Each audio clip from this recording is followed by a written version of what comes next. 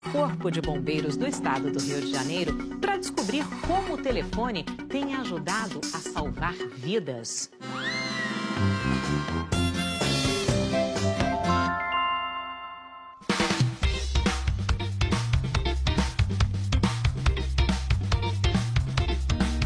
Eu estou aqui no Museu do Corpo de Bombeiros do Estado do Rio de Janeiro, no centro da cidade, e a gente vai entender a importância do telefone no dia a dia dos nossos heróis.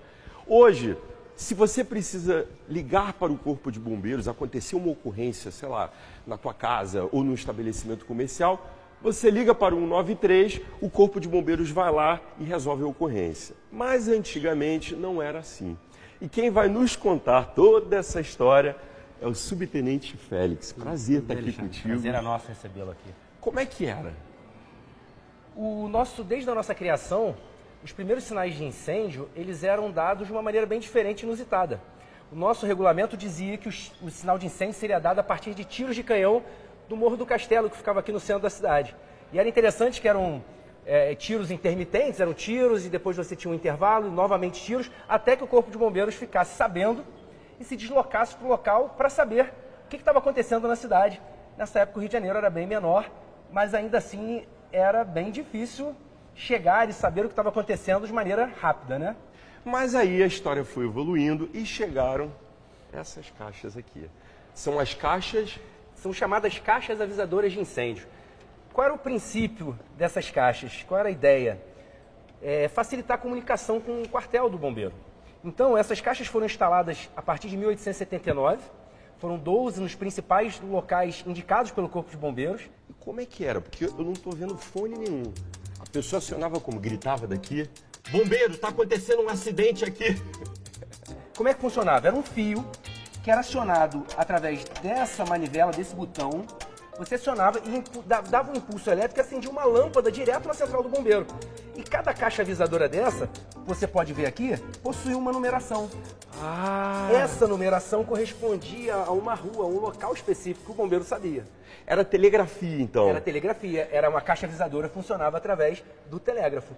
Pouco tempo depois, mais uma adaptação vai acontecer nessa caixa, que é muito interessante. Quando os telefones se popularizam, ou bem no início, quando eles começam a ser mais comuns pela cidade, o Corpo de Bombeiros vai usar a mesma caixa avisadora para instalar ali os seus telefones, que também vão ligar fio a fio diretamente à seção de bombeiros, que era essa aqui no centro da cidade.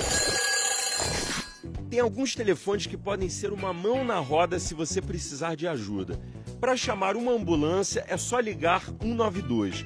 Para a Polícia Militar, diz que 190. O contato da Delegacia da Mulher é 180. Já o telefone do Disque Denúncia é 181. E para falar com o Corpo de Bombeiros, é só ligar 193. Hoje, se você é do município do Rio de Janeiro e você faz uma ligação para o 193, a tua ligação cai aqui, ó, no Centro de Operações do Corpo de Bombeiros do Estado do Rio de Janeiro. A gente vai acompanhar um pouquinho da rotina desses heróis e quem me recebe aqui é esse cara, ó. Coronel Renê. Boa tarde, Lê. Boa tarde, prazer estar aqui contigo. Sejam bem-vindos ao Centro de Operações. Me conta uma coisa, vocês recebem aqui ligações de diversas naturezas, afogamento, incêndio, por aí vai. Como é que é o treinamento para quem está aqui, ó, num desses postos? Bem, o treinamento dos nossos bombeiros, a gente já utiliza os militares com larga experiência. Esses militares hoje que trabalham aqui no Centro de Operações, eles trabalharam na atividade de fim durante 30 anos. Então a corporação reaproveitou esses militares e o treinamento deles são exercícios simulados de atendimento, nos quais eles são submetidos a alta carga de estresse e pressão. Para quê? Para avaliar exatamente a capacidade psicológica dele, serenidade e velocidade de raciocínio, porque isso vai impactar diretamente no tempo de resposta da operação. Bombeiro, boa tarde, com a emergência? Quantas ligações por ano, mais ou menos? 200 mil ligações. Trotes. É um assunto sério. Um número, mais ou menos. Infelizmente, 30% das ligações hoje do Corpo de Bombeiros são trotes. Embora exista a lei de 2016 que aplique multa para trote variando de 150 a R$2.000. É importante a gente falar sobre isso, né? Muito importante. 30% é muita coisa. essa consciência da população ela é fundamental para a atividade de socorro. Como eu disse, um acionamento indevido pode fazer falta num acionamento real. E muitas das vezes a vítima que esteja precisando vai morrer por falta de socorro. Esse cara aqui, ele tem uma história muito especial. É, realmente é uma história O que que aconteceu? mexeu com a vida de todo mundo. Inclusive com a minha também, né? Mas depois, no Ele- horário não. Ele recebeu uma ligação aqui e por telefone ele conseguiu salvar a vida de um bebê que tinha apenas 9 dias. Luísa, Luísa. como é que foi? Simplesmente estava 1h30 da manhã, ela tinha mamado em casa e tudo, pelo que contaram depois, né? Aí ela deixou no colo do pai para acalmar e ela ficou roxinha, começou a ficar roxinha. A mãe viu que não estava respirando. Aí a sogra, a mãe dela, ligou para cá e botou o telefone para ela falar. Bombeiros, bom dia. A minha filha engasgou, ela tem 9 dias. Ela tá ficando roxa. Ai, meu Deus. Vira ela de bruço. Aí ela começou a falar, mas deu para perceber que ela não estava conseguindo fazer nada. Aí passou o telefone pro marido dela, que estava com a garotinha no colo. Sopra na boquinha e no nariz junto. Eu soprei. Soprei a narizinha e a boquinha. Vê se tá dando reação. Ela tá voltando. Tá voltando? Tá voltando. Graças a Deus.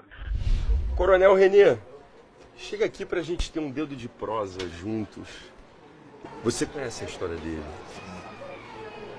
São essas narrativas que fazem com que você veja assim, eu escolhi a profissão de bombeiro e tá valendo a pena?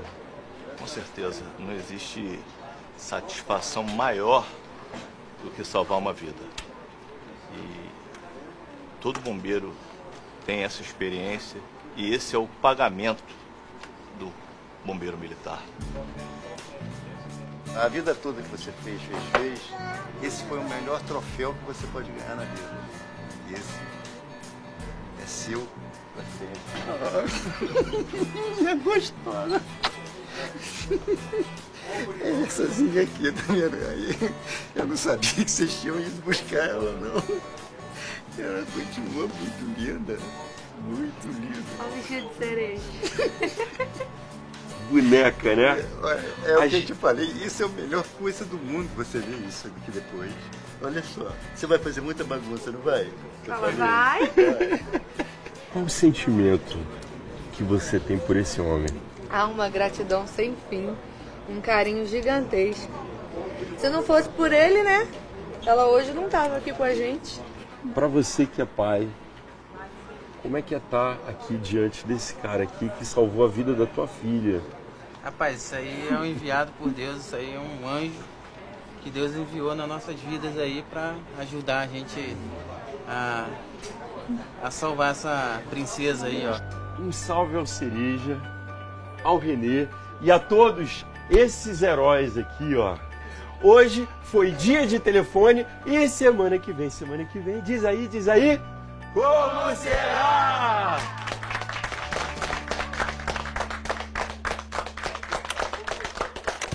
Ai, quanta emoção, assim eu não aguento não. Que história, seu Cereja. Dos tiros de canhão aos badalos das igrejas, tantas formas de comunicação para ajudar o outro, né? Agora, o que não dá, né, gente, é trote. Imagina, de cada 3 ligações para os bombeiros, uma é mentira? Tem a menor graça. Pense que um dia você pode estar precisando, né? E semana que vem, como será? Copacabana